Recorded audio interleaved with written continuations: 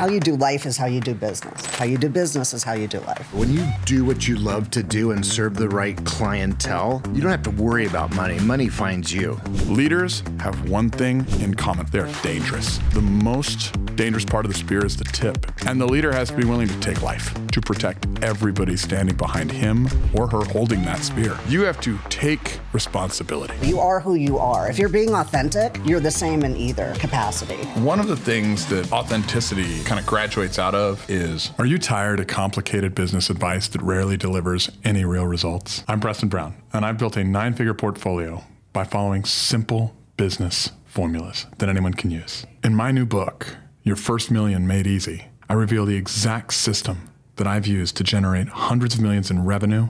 And it's frankly a system that works in any industry, with any business, and yes, in any market. The good news, it's not about hustle. It's not about running or working or struggling. And what it is about, creating money instead of just earning it. Because earning money is slavery, while creating is freedom. It's about stopping the cycle of managing by crisis and building a business that doesn't depend on you. Transforming your business from a high-paying job to an asset that generates money even when you're not there. Whether you're a startup or an established company, this formula will transform your business into a profit-driven machine that gives you the time and freedom to focus on what truly matters. Grab Your First Million Made Easy now, and let's start the journey of financial freedom together.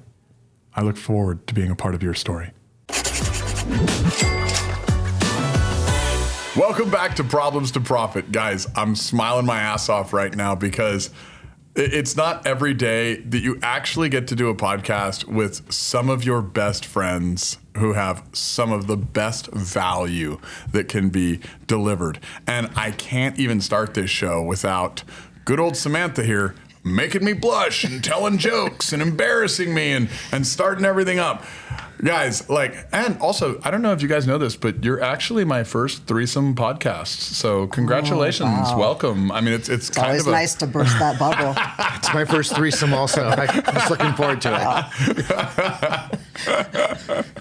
But guys, I'm super excited for you to get to know these people, because not only are they fun, not only are they playful, not only are they loving, not only are they insane, but they are also wildly successful. They've exited companies for tens of millions of dollars. They are actually my business partner on a company, and we have, I think I have 3,200 apartments. I think a couple thousand are with you guys, right? And so they're phenomenal investors. They're phenomenal givers. They are great speakers, leaders, and teachers. And you know what? What's cool is they're practically aunts and uncles to my kids. They are, encouragers and mentors to my spouse and I, and they're total givers. So without further ado, I am so excited to bring my friends, probably not even friends, that's a shitty word. I apologize for saying that. My family, Mike and Samantha Guthrie, to Problems to Profit, to give and serve you all today. Welcome to the show, guys. Thank you, Preston. Thanks for having us. Real honor. I've been listening to your podcast, as I've mentioned, and I'm blown away by the content. Well, it is always our intention to blow people's minds. I got you back. She's blushing too. If you're not watching this on camera, I got Samantha back. You know what? It was one of my favorite statements by a speaker on stage that we all heard. And he was like, I don't know why they call African Americans colored people. He's like, it's those white people that change colors all the time. And Samantha, I think you just went 3 shades of red. That was really good. You shifted colors really quick there. That was amazing. It's a talent. It's a gift. So with this show, guys, one thing, our main thing is we want to bring the stories of true leaders and inspirations and success stories and failure stories, but to our audience. We want to allow our audience to see what people went through, the full journey. There's no straight line to success, and how you went through the problems, challenges, stresses, and struggles of your life to become the prophet you are today in your industry, your space, and to generate the profits that you're making now. Now, I kind of shared a little bit about the current part of your story where, didn't you guys just close on a beautiful multi-million-dollar home in a place that's not cheap to live. I think you're down here in Scottsdale, Arizona. Yeah. Got the hell out of California. That is correct. Congratulations, by the way. Yeah, when I sent the listing to my daughter after she had her grandson, she said, "There's no way in hell Samantha's going to let you buy that house." And I just like, watch me. And then I watched him. You were like, Worked out. actually, there's no way in hell Samantha's going to not let me buy the house. I'm pretty sure she bought the house. Clearly, she made all the money. I'm just another pretty face. Oh my God. So they are also a dynamic duo, and they're a married couple that has survived business partnership, which is, I mean, when you're in partnership in business, I mean, there's a lot of stress, a lot of struggles. When you're in partnership in marriage, there's a lot of stress, a lot of struggles. But when you're in marriage partnership in both, I mean, it brings a totally different meaning to you. Right. We call that hallway sex. You're walking down the hallway past each other, and you're like, you. And I'm like, fuck you. The main thing is like trying to actually have a relationship, growing a business, all the stresses, all of that can really invade your personal space. If you're upset at somebody at the office and then you walk into the kitchen and that's where they are, you haven't escaped it. So there's not really a break. Yeah. No, I mean, no kidding. But you guys are a shining example of what it looks like to have a successful marriage and a successful business. And I want to get into that. But let's dive in a little bit to the end of the story. Can we go over some of the accolades? Like I've seen you guys on stages. You guys are like in and I don't know if I want to call it that, but the ultra wealth category now. Like you guys are definitely top 1%, probably top 0.01%. But you've moved beyond just the business sector and you're also leading and teaching now. Can we dive into some of that? Yeah, absolutely. I mean, I don't know that anyone knows the origin story either. We're going through that which will be, now. It's very, very rocky. And so that, I think to me, that makes the end, like where we are today, is all that more sweet because we could have never seen it coming. And it was really an evolution over time, learning along the way, figuring out what works, really learning how to serve other people that ended up, I think, getting us to where we are today, which is really what we continue to do by giving back or teaching or talking about the road. I love that. And so I'm getting ready to speak. We're both getting ready to speak on a fireside chat in Beverly Hills in about a week. And I seen the ad come out. Well, I didn't see the ad come out. A friend of mine took a picture of the ad, texted it to me, and it said Samantha and Michael Guthrie, ultra wealthy investors. I saw it too. That's why I dropped it. With an exit. And I was like, wow, somebody knows something I don't. Well, So I just thought I'd throw that out there because I found that out myself for the first time just recently. Yeah. So, I mean, hey, when other people are bragging about, I mean, look, you guys are very, very successful, but when other people are throwing the words ultra, that's why I dropped it as I saw the same ad. I was like, I want to go. I was like, third-party recognition is always better than my own. So I'm doing pretty well. I'm okay too. But I went and spoke for a group and they're like, Preston Brown, billionaire. And I was like, do I correct him? do I explain this? And you know what? They were definitely wrong. I am not a billionaire. I mean, unless you're talking about the amount of times I had like imposter syndrome on the way, like I'm maybe a billionaire of like feeling stress on the way to multimillionaire, but like not a billionaire in dollars. But it was funny. I decided, I'm not going to correct them because then you're damaging your host. But when they're putting that kind of loud on you, obviously I was more successful than anybody in the room, and that was cool. doesn't hurt. But I went out there with a level of humility, which is what I see you guys do all the time. And when you have that humility, people describe you even at a higher level than you may be.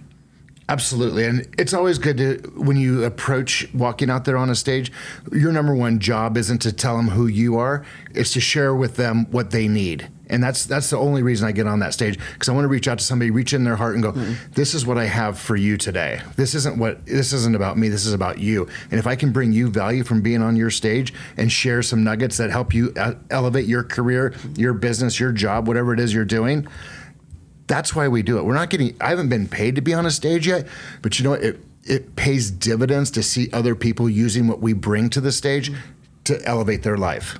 Well, I know for a fact you've gotten calls a year later because I was one of them. And that's being paid too. Absolutely. So let's dive into Mike and Samantha Guthrie. Origin story. Where did we start? How did we get here? Yeah. What were the problems that took you to profitability? Gosh. Okay, I'm going to have to back up just a few years here, like 30, because that's when we started. I'm only 32. Yeah, we started our company by default, which is actually how I think a lot of entrepreneurs get into business, is, you're almost forced into it, or an opportunity sort of flings by your way and you're willing to grab onto it. But we actually both got fired at the same time. So we worked at a medical clinic. They were doing medical billing fraud. They found out we knew, and they basically refused to let us both in the building. So we went from, at the time, like $100,000 a year income to zero overnight. And had to go like get temp jobs and try to claw our way back. We got a roommate who broke all our dishes while he was arguing with his girlfriend. It was pretty bleak. And it was in that the ATM industry really was becoming possible. I love this. Hold on, I gotta go back. I didn't even know that. Like, I knew that you guys got fired, but you were working at a medical billing company. I mean, probably just medical company. Probably just trying to hold on to a job. Yep. I mean, and if you knew what was going on, and maybe it was a hard economy, and you weren't really happy about everything that was going on there, you were trying to hold on to a job. Oh yeah. And so maybe you knew a little much, but you just needed to feed your family and got thrown out. Yeah, basically. And it feels, you know what, when it's not like, if it was work performance, fire me. If it's like I didn't do the right thing or I screwed somebody up, like fire me, that's fine. But it was like not my fault. It had nothing to do with anything I did. In fact, we were both excelling at our jobs, but they needed us out for their own purposes. So it felt so wrong that it forced us into thinking like, what other options do we have besides like a job? What was the fraud?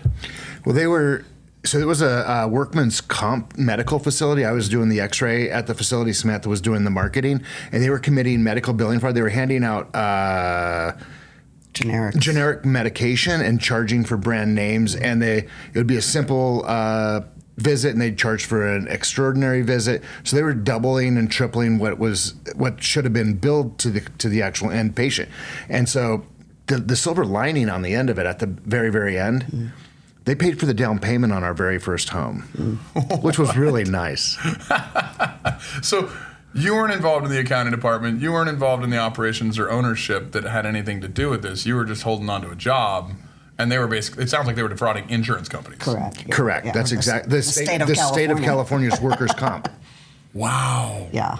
Yeah, and the doctor in charge knew, and she shared everything with me and Samantha because we were the only ones in the building most of the time. So we knew too much, so they had to get us out. Oh my gosh, I love that level of transparency. Thank you. So, but I do have confusion on one thing. Just the economist in me has to ask a question.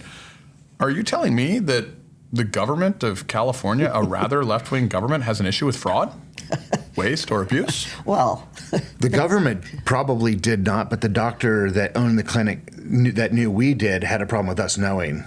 Oh, he wanted you out because he didn't want you to expose him. Yes, correct. Right. That's how you got the down payment. Correct. Well, right. So I'm sure there was some litigation or something that makes the story fun. I mean, absolutely. It took like a year and a half, almost 2 years to recover.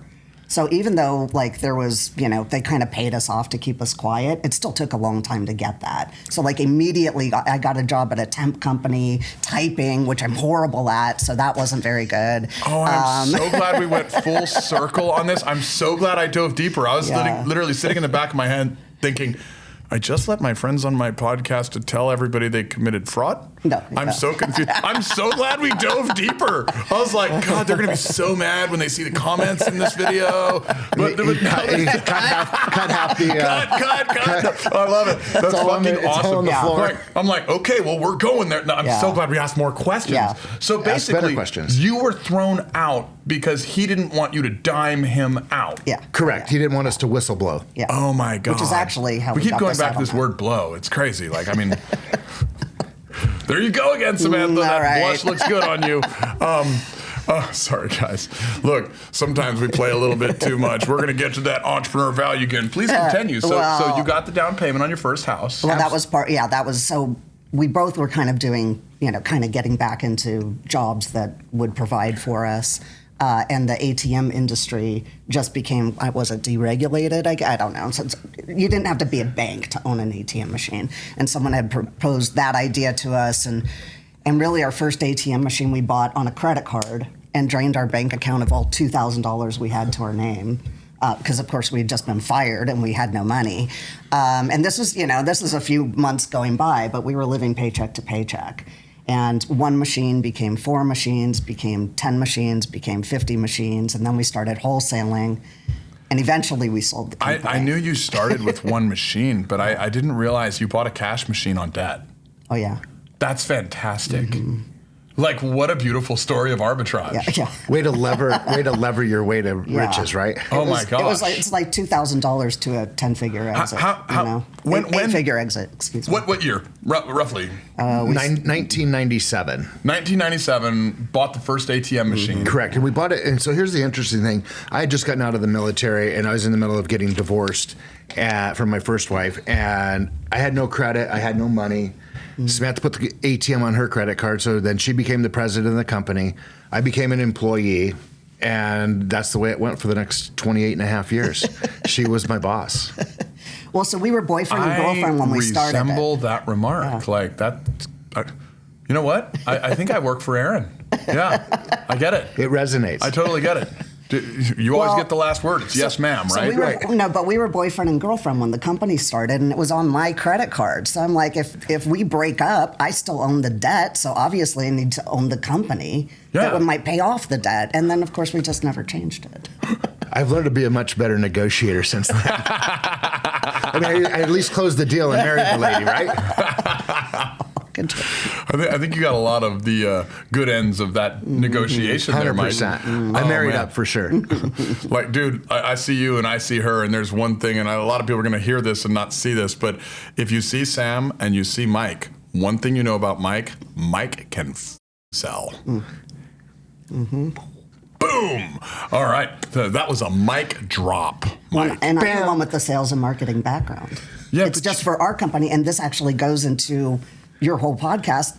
I ended up for our company. I did like accounting, legal, compliance, HR, IT. I called it the soul crusher. Problems. Those were the problems for the company. You know what's he was the prophet. I was the problems. So I remember when we met. Oh yeah. And like I met you guys, and I think it was probably 2017, 2018 timeframe. I was in right around the time I bought my home building company. And you all were one of my inspirations, I don't know if you know this, in talking about efficiency, because Mike was telling me all about like, oh yeah, we have this ATM company. I think you were like number 7 in the United States, like size-wise transaction volume. It was like, it's not a little company. Like there was hundreds of thousands or millions of transactions. I don't remember the numbers, and I'm not trying to put a number on it.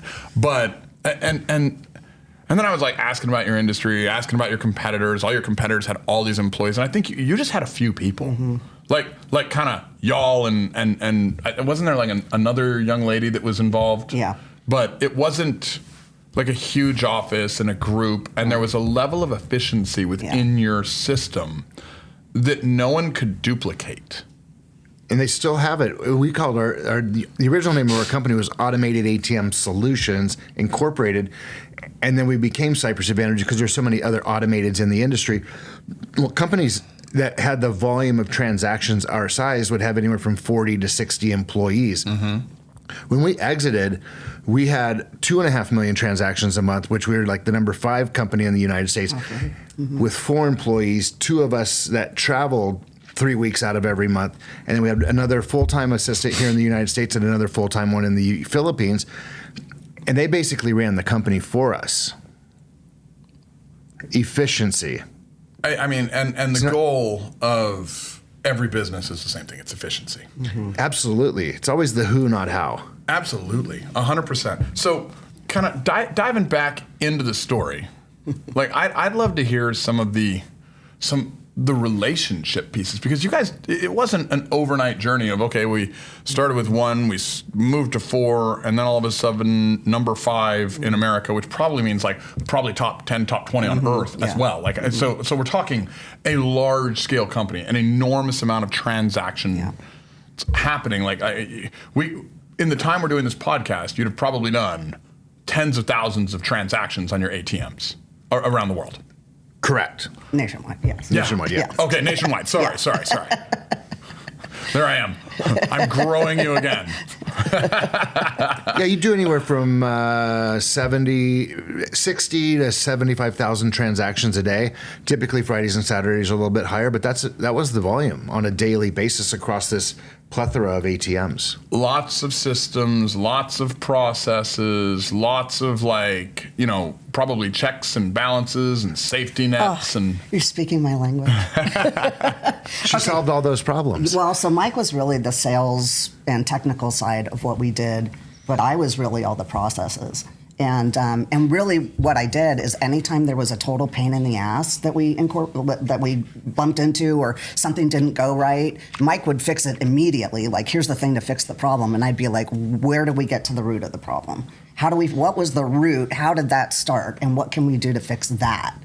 And so every day it was just, what you're learning one more thing or one more little trick. And I will tell you, I really think this is the biggest difference is people will look at things and be like, that's not really going to save that much time, or that little thing's not that important in the big scheme of things. But when you put them all together over a long period of time, you get a company with 4 employees that matches a company with almost 100 employees. And that's the difference. Well, and I agree with this, and I learned some of this from you. Like sitting there and chit-chatting, whether we were sitting in a Tony Robbins Platinum Partnership room, whether we were like sitting in a beach somewhere in the world, just traveling on our own, like going and hanging out with the families. Like you would always talk about that because significant emotional events in life create significant emotional events. And what do we talk about? We talk about what we're emoting about. We talk about what we're doing. And when you're working as hard as you guys did for so many years, like that's what you shared. But it brings to me like a little lesson that I think the audience needs to know, because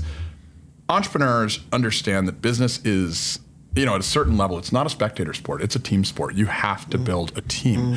And I think one of the things that people don't realize that, Samantha, you especially are a master of, is you can never delegate anything you haven't done. Oh, yeah. And a lot of entrepreneurs do not know what their teams are doing. Yeah. They're trusting someone else to hire. They're trusting someone else to train. They're trusting someone else to do it because they haven't stepped into their business. Can we talk a little bit about working in your business versus working on your business versus mastering your business versus being a business owner? I mean, there's all this out there. You got to stop being an operator and start being an owner. And it's a crock. Okay. Like it's not operator owner. Like it's not a linear path where it's like, hey, you're here, then billionaire. Like, no, like it's not a light switch. Like you have to go like operator, kind of slave to it. Yeah. Mm-hmm. Then eventually you develop after, a decade or so, some mastery in it and you get mastery. Then you actually go to kind of a teacher stage and you become an educator. Then you can become an owner. And at the stage of owner, you can exit if you choose. Yeah. Can we dive into some of what does it take? Because I know that was an area of stress for you, especially towards the end, even though I think in the beginning you kind of liked it. What does it take to master the art of learning and figuring things out so that you can prevent that? What was that keyword that is so popular? Fraud, waste, and abuse within your company. Right. We were just on a podcast earlier today where this gentleman was talking about how somebody was working the accounting and he was dating the CFO and she was coding things one way and he was writing checks the other way and the checks weren't coming in, and he got embezzled for millions and millions of dollars because he didn't have those checks and balances in place. And for us in the business, and I'm going to let you step in here a second and take over, but we loved it when it became Thanksgiving or Christmas and New Year's and an employee wanted the time off because then we got to go work the desk. I was just going to say their desk. Yeah. And we're like, it's taking them so much time to do X, Y, and Z projects. If you did it this way, and this way, it cuts the time in half. And every time you cut something in half, that's more efficiency, more productivity that person can actually do. So we're always like, absolutely, you can have some time off because now it's our opportunity to figure out how to be more efficient. Go ahead. Yeah, like Heidi. if someone took the day off, I'd be like, yeah, no problem. And it's like, I would be, I'm working their desk. Like if something came in that needed handling, maybe I'd be at their desk handling something. But, I'd just, okay, I'll do their work so they don't come back to a ton of work to do. But then I'd be like, oh my gosh, we told them to do it this way? like it's so inefficient. Or because things would change over time. And what was great to do, 6 months ago, there would be some technology shift or some other report you could get or some better way of doing something. And if you don't go back and look at the system that started it or that you were following and say, is that the best system today? Then you don't end up doing it the best way. And we would just kind of go like, oh, wow, that sucks. Maybe we could do it a different way. And then we'd talk to that person when they came back. Hey, what do you think if we do this or that? We had very collaborative people that we worked with. So the door was always open to hear the input from the person doing the job because they're the ones on the front line who would know sort of their own pain points. I love what you just expressed because there's a lesson in that. And the lesson is like the problems that you would have. Like, I mean, and if somebody wants some time off to go spend time with family, like that's a benefit to them, but it becomes a problem for you because then you do have to go work that desk. But that problem became your gift and that problem became your guide and that problem helped you actually develop technology. People misunderstand the word of technology. People think technology has to do with some software or some program, and it can mean that. But you actually developed a technology of processes because all technology means is an innovation beyond that of competitors. And so you got to think about the first humans that had the wheel. They had a technology. The first humans that had fire had a technology beyond that of their competitors. And thus, their youngsters survived a little longer than others, and so they thrived more. So that's how we're here, right? You guys created a technology by you going in as an owner, operator on our way to mastery and caring about the problems. I love that. Yeah. The other thing beyond, because that was really more in-house, is we looked at every vendor of ours as a partner in the company. So there would be something, I remember this happening, we had a whole software system, it cost us thousands of dollars a year to update it, and it's all these transactions, and where does all the money go, where's all the revenue being split to? It was like just, it's all this labor to get it done every year. And I looked at one of our vendors and I was like, they were like, they made all the transactions happen and gave us the raw data. The raw data is what we had a system to, pick apart and decide who got what money. I went to that vendor and I was like, if you have all the data, I'm using your data to create these reports for myself. If you created that, no one would ever leave your company because no one in the industry was doing it. They created it and boom, they got tons of clients from doing it that way. And then I didn't have to keep my own system in-house. I could use the system that they created. And part of the system that they created was what was called a payout module. So as soon as you set up that one ATM one time, you never had to touch the setup again because the payout was set up, where the money was supposed to go was set up, and how we got paid was set up.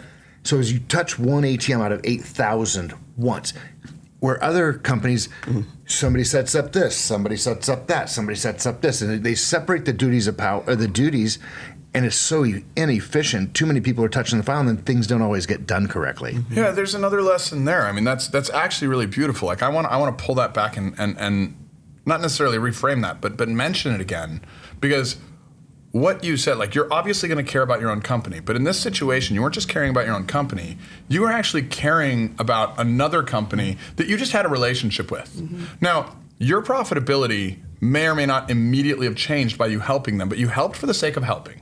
Not for the sake of more money. You added value to a partner company who really you were a service provider to. Yeah. Okay? So they're going to pay you regardless of whether you made that call or not. You weren't paid for that call. And immediately when you did that, you grew their business. By nature, it grew your business. It may not have been your initial expectation to do that, but there's a law of reciprocity in caring. And what you cared about in yours, you shared. And then that translated to not only them keeping more staff, the staff having better lives because they had less turnover, the owner of that company probably dynamically, profitably increasing his wealth. But it also made you more profitable and democratized a system that might have shifted the industry a little bit. Oh yeah, now it's an industry standard. So There's no processor who won't have that now. Which is where it's going. The goal of any business, I'm so glad you took us there, is to become a world changer. And like, that's not one of those like sexy changes unless you explain it. Like once somebody understands, oh wow, behind the scenes, the entire world uses ATMs like this because this lady on this podcast that I met named Samantha, married to the ugly guy, Mike. I mean, he's okay, but she's not as cute as her, she created a system and actually cared about some other motherfucker that would have paid her anyway not to. Mic drop. Sorry, Mike. You keep falling. No, and it created a ton of efficiencies across the whole industry. And when you look at how it affected our ability to pay everybody electronically as opposed to writing checks, companies our size typically would write 3,000-4,000 checks a month. We were writing less than 10 because we had some governmental agencies or some casinos that wanted physical checks delivered to them. So we had a few clients that needed physical checks, but 99.8% of our clientele all got an ACH, and they got paid on the 5th day of the month versus the 23rd of the month. When I started the company, when it was very small, it would take me 3 days to close out the end of the month. By the time we ended, it took me 10 minutes, and I had, 8,000 machines instead of 50. I love this because it's gold, but I want to express the gold that you just mentioned. And this is not unique to the industry you are in, okay? What you're talking about is you guys cared about your efficiency. And probably initially you might have cared about it for the sake of your time or the sake of your margin or the sake of whatever. And eventually when you had time and you had margin, you started caring about it for the sake of your partners. But this was not like some unicorn, crazy, out of this world idea. It was, and I'm not trying to, if it was, please correct me, but it sounds like it was common sense that any good operator within the field, had they taken a time to work on and in their business, would have been able to isolate out and democratize. Is that correct? Absolutely. There's so many wonderful entrepreneurs in the industry, but they were the ones behind the wheel, driving the car to fill the machine, to fix the machine, to do all their things. And the processor guy had a limited number of staff. So everybody was working in their business. Nobody was working on their business. And every time we had a chance to actually step back and take a peek over the hood, if you will, from 30,000 feet up and go, what is it that takes up all of our time and how do we make it better? And not just for us, but for everybody. And I'm not constructively criticizing your competition. I'm actually constructively criticizing most business owners. In fact, I'm probably constructively criticizing a lot of the people watching this, because there's two entrepreneurs in this story. If we're looking at typecasting it, right? There's the ones that work on and in. Absolutely. Because you have to work in if you're going to delegate before you do. And you have to work on if you're going to innovate and prove, correct? But en masse, most people don't do that. Like in the vast majority of industries, like I'm in 21 of them, so I know that. Like I have 21 companies now, and it's really not that difficult to innovate. Like let's just say there's a reason my podcast went to number 4 in 2 months when my competitors are doing what? Like they're hundreds or thousands, and they're great. Like there's a bunch of guys with good content, and I think we have really good content. In fact, we have the best content, and we're the best looking, and I'm the tallest, and I have the biggest muscles. I'm a fucking smoke show in all ways. Millions by listening. But like outside of my humility as well, but when we're looking at this, working on and in could be that little juice and squeeze. Like even if it takes you an extra hour a day, even if you have to like spend a little extra time, like if you had to spend an extra hour a day for 1 year in your business working on and in, not just one, not just the other, but both, you might be able to create the innovations that add the technologies that put you ahead of those, at least in your industry around you, which would solve some problems that would generate you a ding ding profit. Absolutely. And so here's something interesting. We have a friend that we literally just met a couple weeks ago on Saturday at this golf tournament called Waste Management Open. And he was so into us. He's like, you got to come over to my house this evening. We're having blah, blah, blah, blah. We had a dinner with our family office folks. So later that evening. So we went over and hung out with him. We learned a little bit more about what he did. And he had his software guy there. And here's the interesting thing. His software guy wrote a program so when his phone rang for a service call, if somebody couldn't pick it up, they immediately that customer got a text that we will be calling you back within the next 15 minutes. That software literally makes him an extra 2 to 3 million with an M per week. Mm-hmm. He just had a minor exit, like less than a 50% sell off, $300 million. Oh my gosh, how's he gonna eat? Like, Right. I know. Hard. When It's somebody hard. when I was Life's standing hard. there watching him play the golf game, whatever, on the tube, and somebody Golden tea, I think golden it tea, and was. somebody comes from the kitchen with a plate of dinner for him. I'm like, Oh, with the monogrammed chef of shirt. I mean, it was and I was just very- like, I'm in and the the guy right was house. totally down to earth. as well, Completely which super nice is- guy, right here in the valley. Great entrepreneur, but he's figured out efficiencies to turn his problems, which were people not getting to the phone calls in time, into true profit. yeah, absolutely. And it's the thing is, and it's fun that we're talking about this, but it's not unique. It's special. The problems but it's aren't not unique. Yeah, for sure. Like, and nearly everyone we interview has similar stories, which is part of the greatness. Like, I don't want to like bore you guys with some of the same stories, but even though it's a different story each time, there's common themes.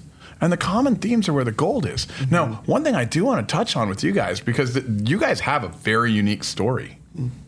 I want to dive into the marriage piece. Like, how can you be married to your partner without like owning a shovel, maybe some lye, digging a hole? That's our like, joke. We're still alive. Yeah, you know? well, I mean, Talk about it.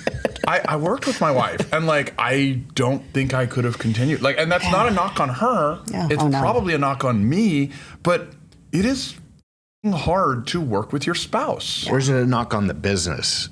All of them. All of them. Because one stress can create other stresses that probably weren't there. So I guarantee you, like, I mean, even though all of this is gold, and I wasn't calling you guys boring. Like, you guys are far from boring. Like, trust me, people are going to be entertained by this show. But like, I was just saying, the unique stories all come to a common theme. Yeah. But you guys have something that is very uncommon that I'd love to jump into if you don't mind. I mean, because we can go in so many layers with you guys. I know you all so well. Like, we can go into investing, we can go into this, but I don't know a lot of entrepreneurs that are married to their business partner that actually end wealthy. Like, and in love. and in love, like with a healthy marriage. Yeah.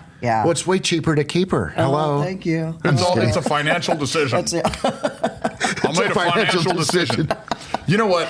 I have a builder rep that works for my home building company.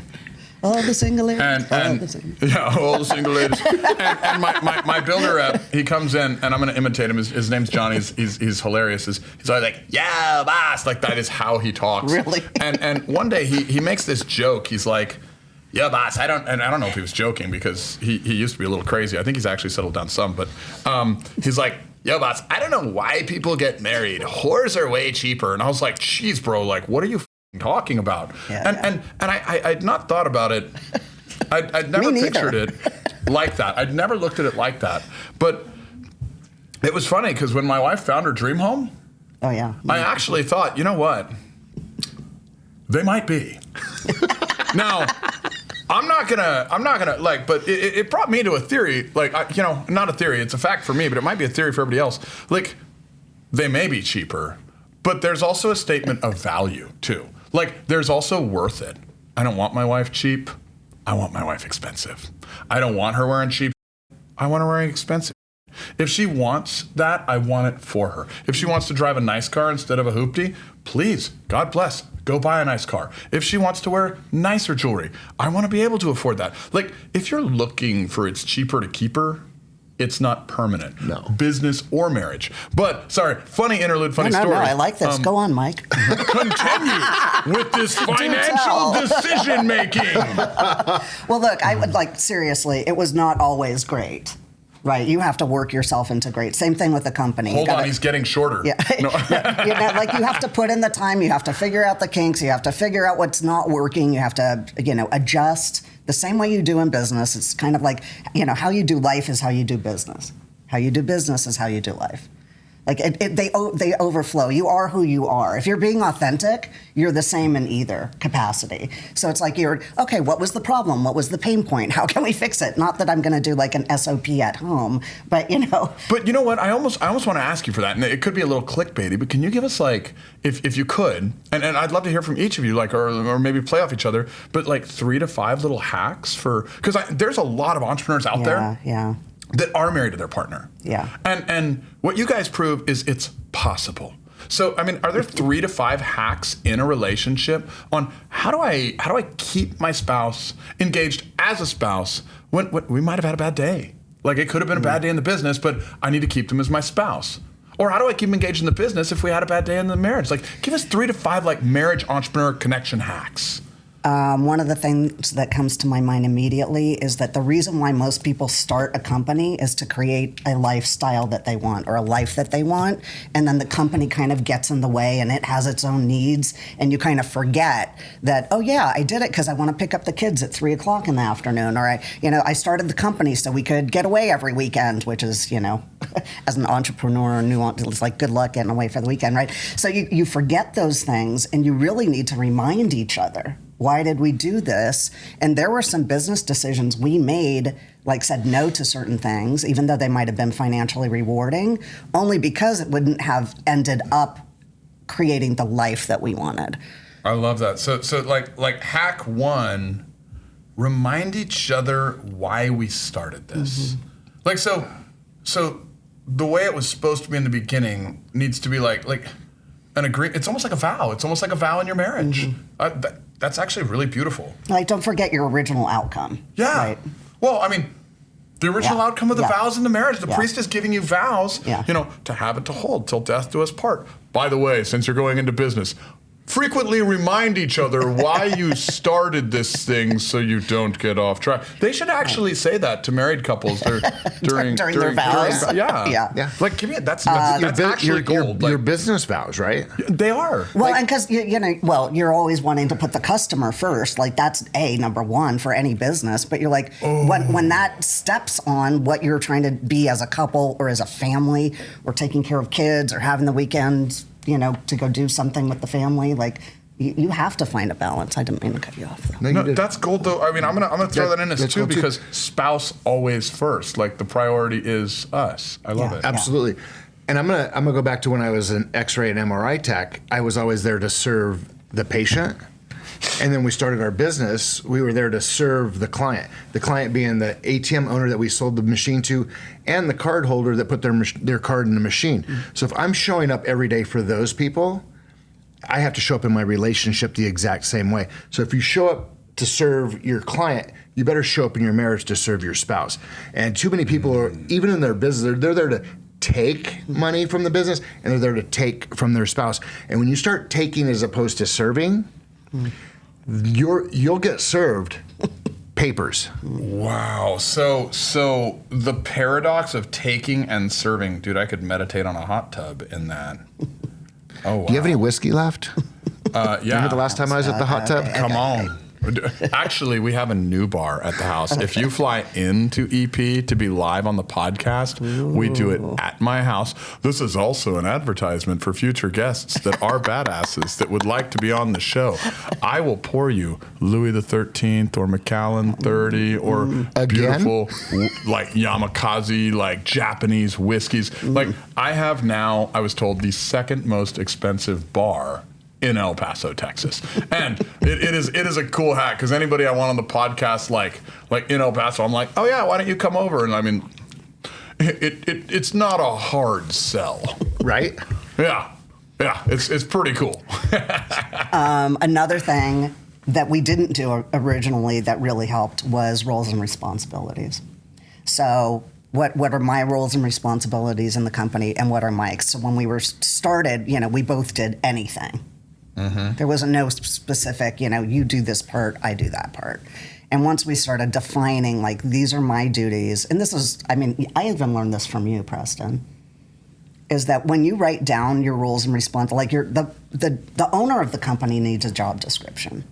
Yeah. Right. So these are my duties. And if something comes up and it's not on my sheet, whose sheet is it on? And if it's not on somebody else's, then who do we need to come in to do the thing? It doesn't mean I do the thing.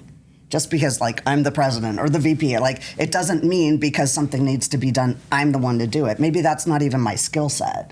So knowing what my duties are allows me to, first of all, stay in my own lane. And it also means if I'm looking at his list, I can be like, oh, here's a thing that Mike does. That's what he does. And then when the other things come up, you'd be like, okay, neither one of us really do that. Who can we get to help us? And we started outsourcing. That was a whole nother thing on business was outsourcing. I got to tell you, like, I'm loving this. We have 4 smart, and if there's more, I want them because I do think this is gold because I honestly think this is just it's truth. I'm gonna go over them again. Remind each other often why we started. That's hack 1 to being married and a business partner within the family business. All right. 2, spouse. Always put first. 3, understand the paradox of serving versus taking. You know, and I want to dive into that because I called it that, but like there's 3 types of people. There's givers, there's matchers, and there's takers. So when you have a giver, I'll often ask crowds, like, what do you want to be? Do you want to be a giver? Do you want to be a matcher? Do you want to be a taker? And everyone invariably raises their hands. I want to be a giver. Let me tell you about givers, guys. Not the right choice. Even though I love givers all serve, and invariably, unintentionally, they run into a what? Well. A taker.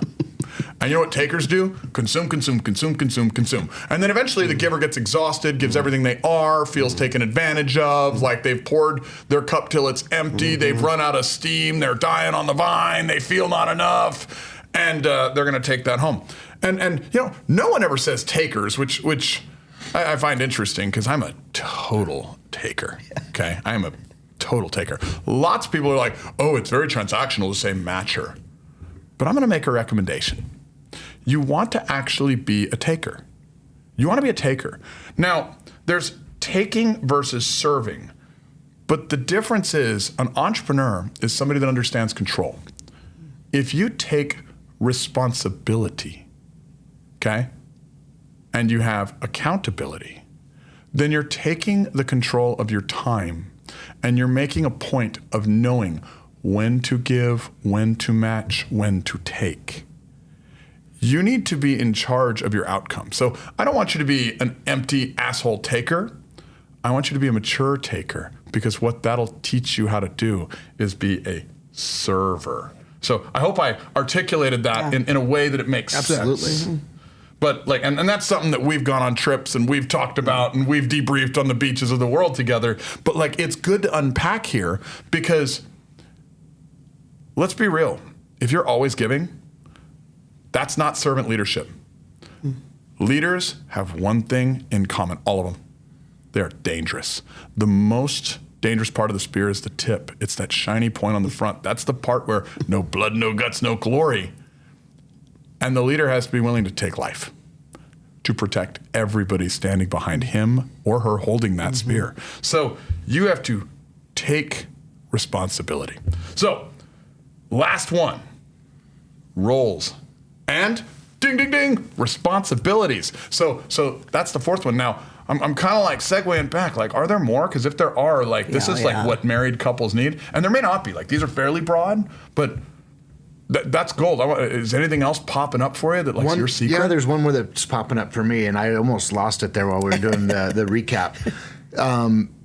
You have to know when to quit your day. You have to shut your day off. And we're no longer talking about the business. We're talking about the business of our relationship, the business of our house, the business of our love, our caring, our nurturing of each other. At some point, and we used to set. At one point, we were like 4 o'clock. Okay, then it became 5 o'clock, and then we got out of control. So then we had to reset the bar. But it's one of those things you need to remind yourself that we're in love and we're in business. but we're not in the business of love or the love of business. We're in the business of love. Excuse me, I said that backwards. I love it. Yeah. And so, I mean, I business it. even perfectionists like myself get it wrong. It's boundaries. That's what it came. Like finally we were like, okay, we're only going to work from 7 a.m. to 7 p.m. And that was like a decline of hours that we would have normally worked. So we're like 7 a.m. to 7 p.m. and then that's it. And then we were like, okay, what if we, stop work at 4 o'clock in the afternoon twice a week, or, these weekends off, or having the date night? Like those things are important to like reinvigorate it.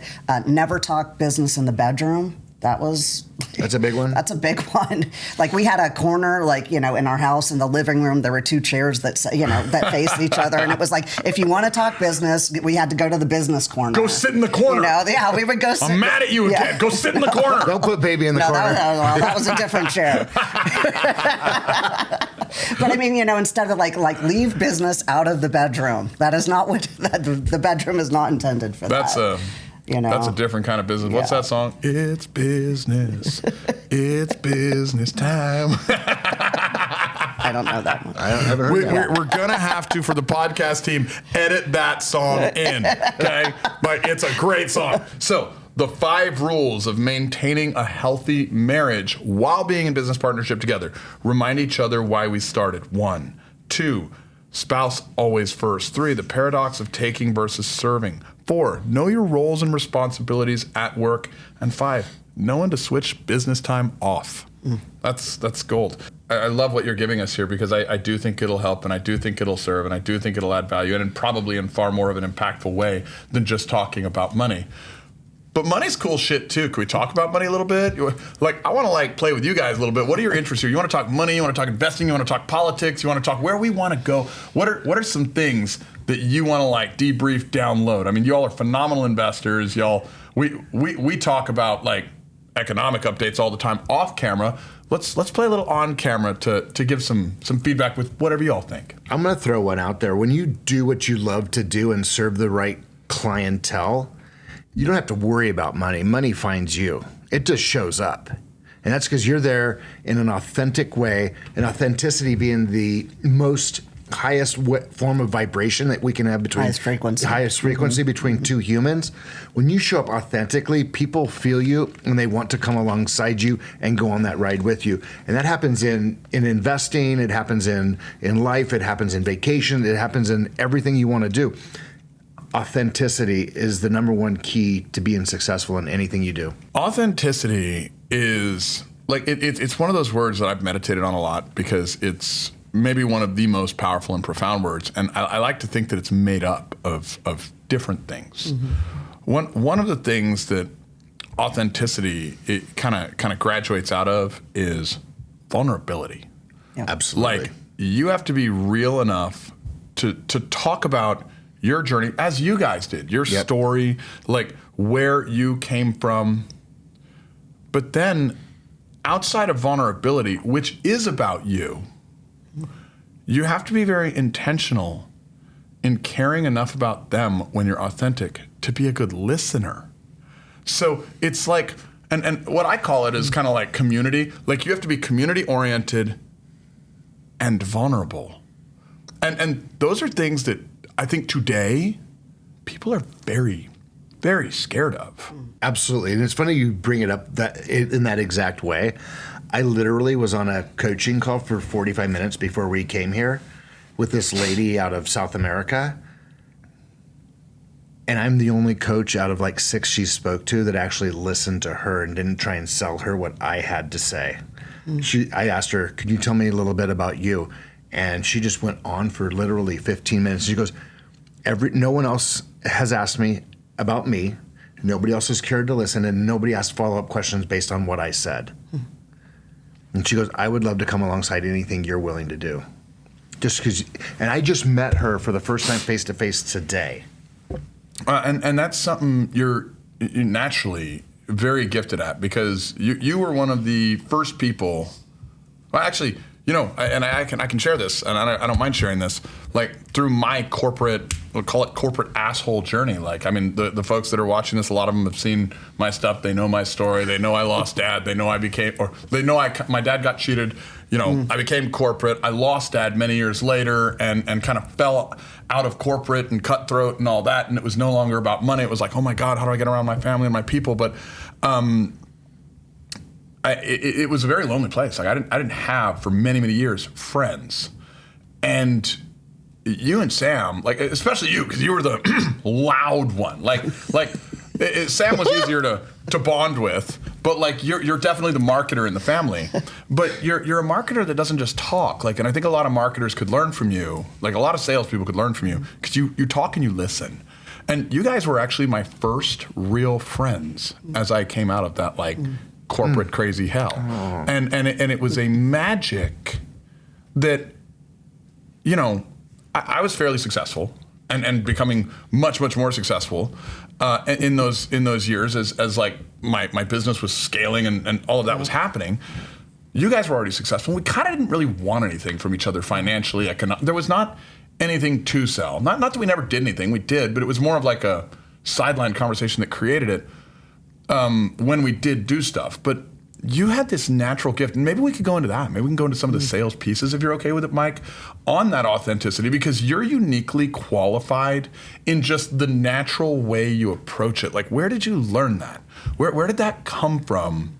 Because you were the first person that was a badass like me that I could respect. I felt rapport, but you were also safe because you didn't want anything outside of me. I think that's where most people screw up. They show they're yes, everybody has something to sell, whether it's them, they want people to know who they are, they want something from you. If you already have everything you need, you just show up and be yourself and go, the only thing, and I had people that they didn't want to come to our house in Spokane. It's too big, it's too this, we'll never have you over to our house, it's too small, we're not enough. And I'm like, the single only requirement to be my friend or my wife's friend is to be nice to us. I don't give a shit about your money. I don't give a shit about anything else. I don't need it. I have enough, and I'm generous. I love to share. Let's get together and we'll share things and do whatever, but I don't need anything. And I think people always show up with a need or a want or I have to sell this or I have a quota to meet. And they're never caring about what you need. They're caring about what they need from you. And until we know what you need, I have nothing to give you. So I have to ask you, who are you? What is it you're looking for? What's your vision? Who do you want to become? Who are you? And then I get to know you, and then we can become friends around that. And if anything else happens or blossoms from it, that's what's beautiful. Well, and what's fun, and what you're saying is so true, but you've also, and I think, been in a situation for many years where even before you didn't need to make the next sale, even before you didn't, I mean, you've always kind of had that, or at least as long as I've known you. Like, did you always have it, or was there a point where you learned it? Like, you've always had that just knack where, like, bro, you've made lots of sales since I've known you. Like, you're one of the top apartment syndicators that I know. Like, you pull more millions of dollars out of, me and my friends with just because we love you and trust you, and we've made money. But like, than anyone I know, and we do it, all the people that invest with you, because we trust you, because you listen. Like, when did that become a thing for you? Because there was probably a point when you were young where it wasn't. Like, and everyone needs to know that. Like, everyone needs to know what it is in them. Like, because you're absolutely right on the need, you're absolutely right on that. But like, give us a little story, if you would, or if you can. Like, maybe you don't even remember. Can I jump in? Yeah, absolutely. Because I think I remember. Yeah. And I don't know how long ago this was, but when you're young and you don't have much, and you've been fired for no reason, like that whole thing, and you're trying to this company and you're trying to make things happen. We were like always in sales or fully commission. It's important to get the sale. But I remember you walked in my office one day and you were like, I'm just going to concentrate on serving. Like, it wasn't about closing the sale. It wasn't about that next client. It wasn't about getting the deal, even though that's fun. Like, as an entrepreneur in sales, like, it's fun to get the deal. You weren't negating that, but you were like, I'm just going to just sit in the other person's shoes and figure out what they need and see where I can help them. Do you remember? And you kind of just shifted one day, and you were Do like, you remember that day, Mike? Like, what was the epiphany? we were What in was the Concord. aha? What was the like the sock in the gut or nuts that like shifted you where you were like, I'm done. Well, I used to, when we started in the ATM business, it was similar to when I was a kid and I used to go knock doors and sell candles, raffle tickets, or whatever the school fundraiser was. And it was always about me and achieving and selling the most. And I think in the ATM space, I took that on the exact same way, and I wasn't being successful. I wasn't closing the deal. I started to go in and approach, go and see what they might need, see if there was a need for our services, and start asking the guy behind the counter how I could help him. And if I could help him, if I could bring you an ATM, I would buy it and put it in your store. Would that help you? And all of a sudden we found a way to figure out how to actually communicate with people about what they need. And it was, I don't remember the exact day, what the exact thing was that triggered that, but when we started figuring out how to serve as opposed to being served, it was a game changer for our business. And even during COVID. Well, that might have been it. Like maybe that was it. But like if you started in kind of the same way that the kids do it, the kids have an advantage that they're like, look, if a little kid walks up to my door, he's cute. If a grown ass man walks up to my door, not cute anymore, Mike. Sorry. If you started that way in the ATM world as well, like I could only imagine the first couple dozen appointments where you're like, dude, this isn't working. Like, and people do need money. They weren't even appointments. I was knocking on their doors. Yeah. It wasn't like they were expecting me. Yeah. And then I finally figured out 99 times out of 100, the guy behind the counter pushing the buttons was the owner. And it took probably 6 months to figure that out. But once I actually changed my approach because I knew who the guy was. They were always like, oh, we'll get back to you. The owner will call you, da-da-da. And I come back, I'm talking to the owner. Or you sit in your car and you call in, you pull in the lot a couple days later and you call, hey, is the owner in? Yeah, he's in today. I go, okay, I'm going to swing over on the ATM guy was there a couple of days ago. And he goes, oh, no, he's leaving in a couple minutes. I go, okay, hang up the phone. I'd walk in. And he's the same guy. I finally figured them out. But then I started coming in a completely different way. How can I provide more value to you? Can I rent the 2 square feet of space from you? Mm-hmm. Can I help you build your business? Can I help you put cash in your customers' hands so it can end up in your till? Sometimes we were solving business problems for people that had nothing to do with our business. So it wasn't about like, oh, they might have needed an ATM, or you were certainly talking to them about that. But during that conversation, they might have mentioned something else, and we'd be like, oh, we know a guy who has a vendor who does something like that. Let me see if I can connect you. And it's natural. Like wherever you learned it, whenever you learned it, like exactly what you taught is true. Like if you want to develop that rapport, you have to have that authenticity. You have to be willing to listen to what they need, and you have to be vulnerable. You have to be human. There needs to be an ability to relate on a human level. And there was another lesson that you told. Most of the time, the guy at the front door was the owner. But you know what? Every time, the guy at the front door was the most important guy you were going to meet when you walked in. Absolutely. And so, I've seen you, like, the way you've walked in and dealt with my staff. You know the owner is not the staff because you've known me, right? And you just treat them with a level of dignity that they all love you. And so we've had their jobs. Yeah, but I know what it's like. Here's the deal. That's the lesson. Yeah. I mean, that's what I think some of these people need to hear is like, a sale is a solution, but it's not just a solution for the salesman.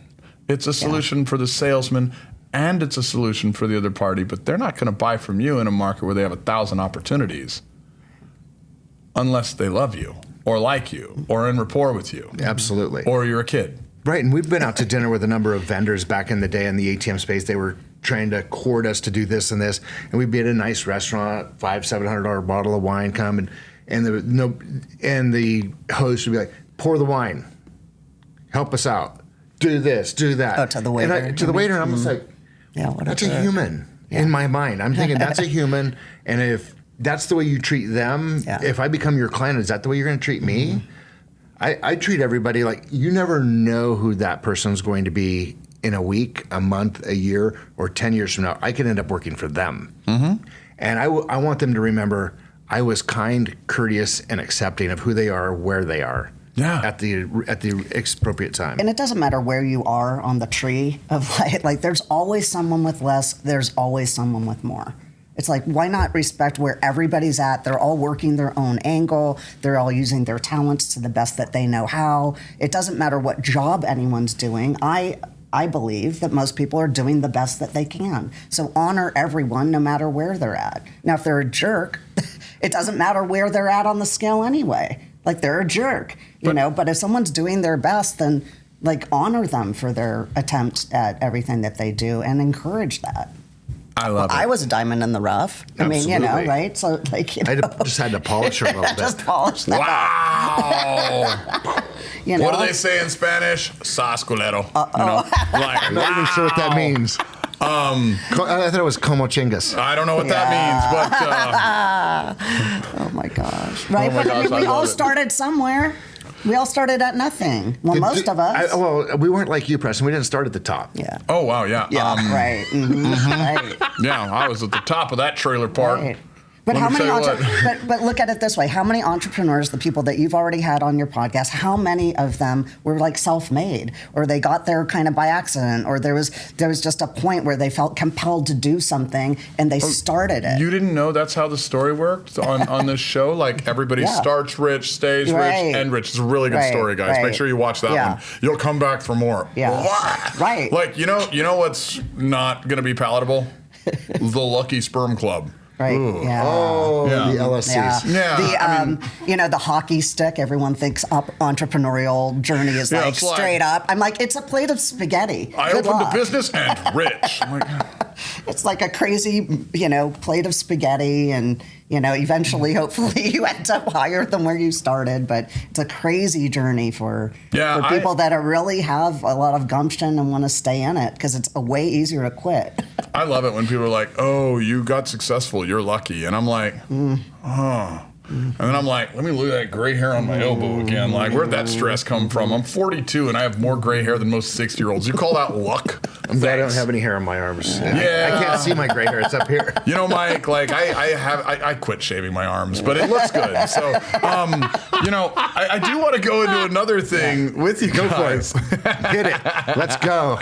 Is anything off limits? Maybe not. No, I mean, are we still talking about shaving? But so, Well, so no, you know, one thing you guys have done phenomenally well, and you've had ups and you've had downs, but we've known each other through each other's ups and downs. We've had ups and downs recently, but you guys consistently, regardless of stage of life or stage of business, have invested. Whether it was investing in the business at appropriate times and growing it, or once the business was cash flowing well, like you turned your business from just a cash flow machine into an asset. We can dive into that a little bit, but where I really want to take people is investing after the business has started cash flowing well. Like, you know, don't act too early. Like, don't take money out of your business when you need it and go buy an extra property or buy an extra or whatever. But like, as you guys have dealt with new challenges that we don't have to go into here, and that could be a whole nother episode because that'll be a good one potentially to hit one day.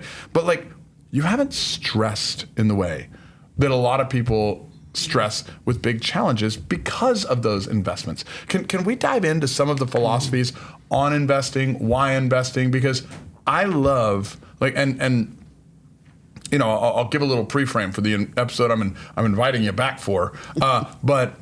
They had a con artist cheat them on a big exit, cost them millions of dollars, and this is something that would have ripped most people's lives apart. But they've invested so well that they've handled it with grace. They've handled it with dignity. Like, there hasn't been cussing, there hasn't been sputtering. I had a similar situation a few years ago, and I can't say that for myself. There was a lot of cussing, probably more sputtering, a good amount of scotch. And and you know, I got through it, but like, you guys didn't go through like the same pain because of the way, you know, and you know, in this, you're mentors of mine. And so I would like for you to express some of the investing philosophies, thoughts, and maybe talk about some of the things you are doing now as investors as we kind of close this out over the next 10, 15. Are you guys okay with that? Yeah, no, that's great. It started with us paying a lot in taxes.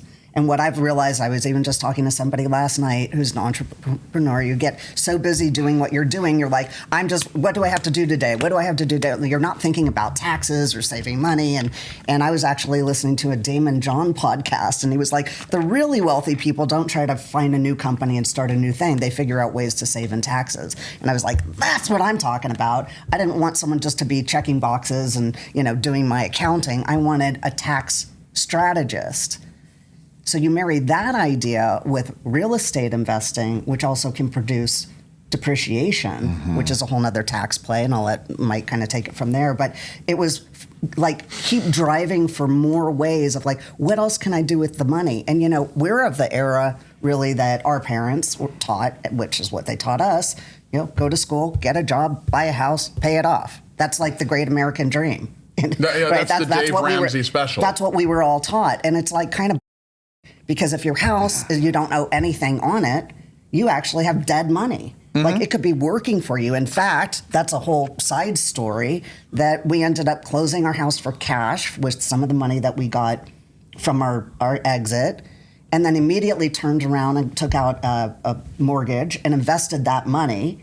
And the investment's making us more than the interest that we're paying. And so every month we're making money by owning our house.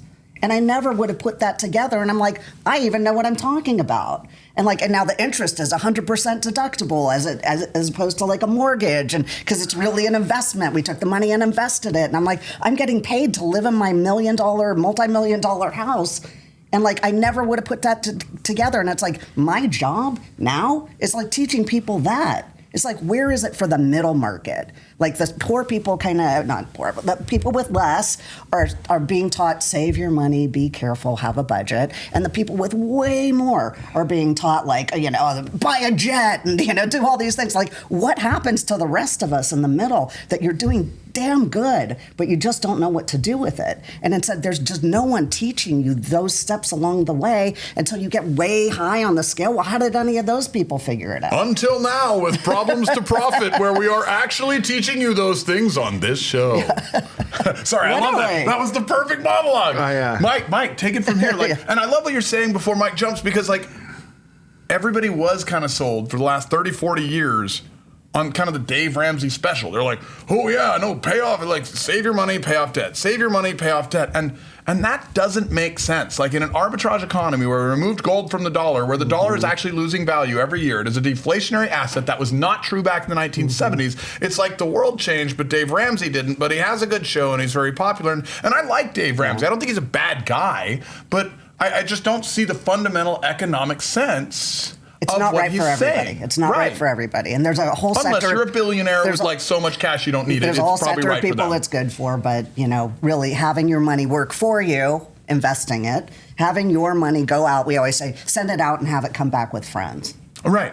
So that's really the whole. So for us, I'm going to back up just a little bit. She got way out over my skis for my liking. I just wanted to start with, but she just saw some really good thunder that we shared with people around our church table last night. We were with our pastors, and I explained what she just explained, and everybody's like, "You're going to have to come back and share that again," because that just went right over it. And then the pastor guy was like, "You're way smarter than I thought." And I go, well, thank you. I appreciate that. That's why you get checks from me and I don't get checks from you. But I didn't say it that way. Yeah. But we had a good time last night. But in our business, as we started to make money, we both had we started a 401k, and we both maxed them out every year, max company matching, until it started to amass a massive amount of money. And that took 20 some odd years to get there. And that's when we knew we had enough money saved that we could live off of X number of dollars per year for the next 20 years. I'm 57. If I live to be 77, God forbid, if I live to be 77, I could have outlived the money that we had saved. So we started investing. We started at that point looking to sell the company, and we were like, okay, if we can sell it for this much money, we could make this much more impact. And Samantha came to me after an event. She's like, we're selling the company. And I go, as long as we get the right amount of money. She goes, whatever we get will be the right amount, but I'm going to work my ass off to make sure it's the right amount. And we went to the broker guy and we said, we want this number. And he's like, never going to happen. Way too high. Good luck. Good luck. The negotiations went back and forth, back and forth. We actually got a number north of where he thought. Mm-hmm. The number he thought we were going to get is what we got on our first payment. So we got more than what he thought on our first payment, which was great. We are still owed a good chunk of money, like $5.5 million. We have a judgment, and we're just going a little bit, right? Just a little bit of money. I'm not saying it didn't hurt. Not saying that. It's a stinger, and we were supposed to get a portion of that $1.6 million this past May to close on our house. We didn't get it. We borrowed some money from a friend, family member, actually, her dad, and closed on the house, borrowed back against it, like she was saying, and you heard that part, so I'm not going to go into it. You're like, man, I'm going to do it in this episode. But I love it. But what we've been doing over the last 4 years is investing in apartment buildings and getting K1s. I was taken off the ATM payroll so I could become what's called a real estate professional. That's a whole nother podcast, where all my K1 losses would offset Samantha's active income. From the ATM. So we legally did not pay federal income tax for the last 4 years in a row. And let's explain that K1 losses don't actually mean losses. Right. Correct. It's just depreciation on the building. It's IRS tax code losses, Correct. not real cash flow or income losses. Correct. It's not a true loss. It's a paper loss that may or may never come to fruition.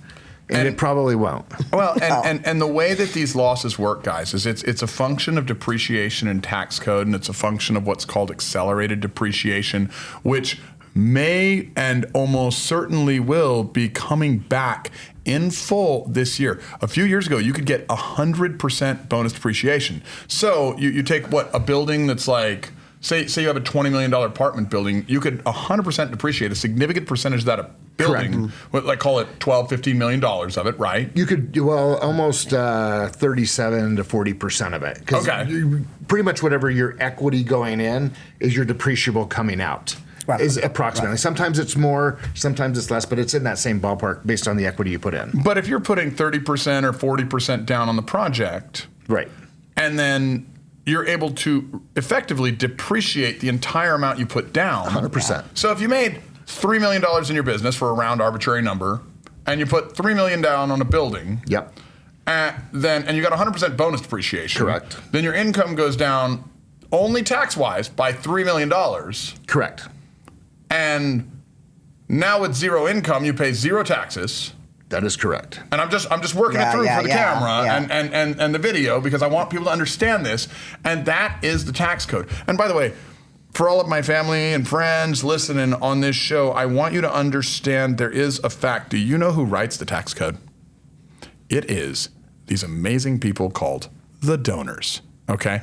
Politicians would not ever get money from transactional corporate business people who would never give money to someone that wasn't going to give them something in return, unless they were going to get something in return. Like, I could go give money to a charity and rescue children from trafficking, or I can go give money to some douchebag politician.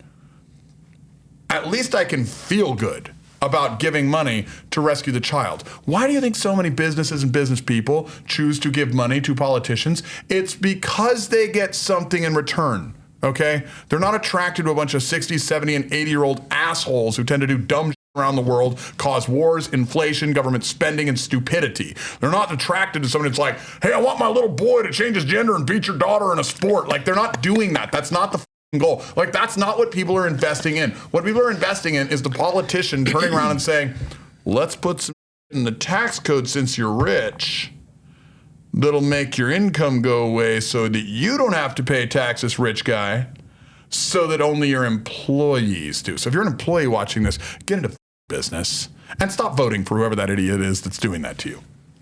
So we've invested in a number of apartments over the last 4 or 5 years, and we took a chunk of our money and we put it into some other cash flowing assets like debt funds and stuff of that nature. And we've been doing some hard money lending here locally for cash flow. So we our apartments aren't necessarily cash flowing at this point, but they will soon.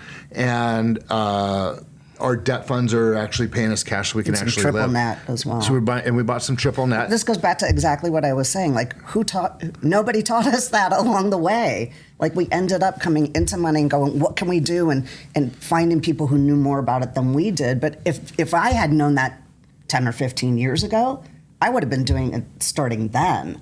It kind of came to us later because that's when we got the education on it. Love it. And now, yeah, like you've actually done syndications. You're doing syndications. You do fundraising for deals. You guys are what you're talking about right now is asset allocation. So you don't Absolutely. have one type of asset because sometimes apartments are up. We've made cash flow. Sometimes apartment are down. We're still making like minor, losing a little bit, but it's less than what we've made in the past. And then when rates change, we'll make a lot more. Yep. Absolutely. Right? But like that's on multifamily. The triple net's still doing fine. The hard money's still doing great. Like if you have multiple assets, one goes down, others are up. Yeah. Can we talk a little bit about, and I want to close out in like 2 or 3 minutes just because I know I got to honor your time. I want to talk a little bit about syndications and like how can you find people that will help you invest in something that you don't understand? How can you find them and know to trust them? Because I trust you, I invest with you, and a lot of people might want to ask you guys questions as a result of this show, but even if they can't get to you because you guys are barely sought after, how do they find and ask someone the right questions to know that they're trustworthy? It's just like getting married. You have to you have to date first. You have to get to know people. They have to get to know you, and it's time in the seat, time in business. And look at what they've done with their past. Are they up, down? Where are they on the economic cycle of their life? What have they done? What have they? Who's trusted them? Who's backed them? Do they have a track record of any sort? So you want to ask these sort of questions, and you want to know what their net worth and liquidity is. If something's going south, is that sponsor or that person raising money willing to take bullets for that asset to protect the greater good? You better be working with people that you know and trust that are going to do that for you so you don't have to come in later and bail it out. So I heard a lot of things there. I want to kind of break it down in some bullet points for the viewers. One, are they putting equity in the deal? Absolutely. Like, is it all your money or are they contributing too? So if you lose, they lose too, okay? So 2, I heard, you want to know them and their track record, okay? So it's not just a flashy salesman or saleswoman. It's somebody that you're able to get close to, get proximity to. You have access to them. You know their track record. You've seen past deals. You can meet other investors. Like there's testimonials. You can reach out to people. So there's some level of vetting there. Yes. Okay.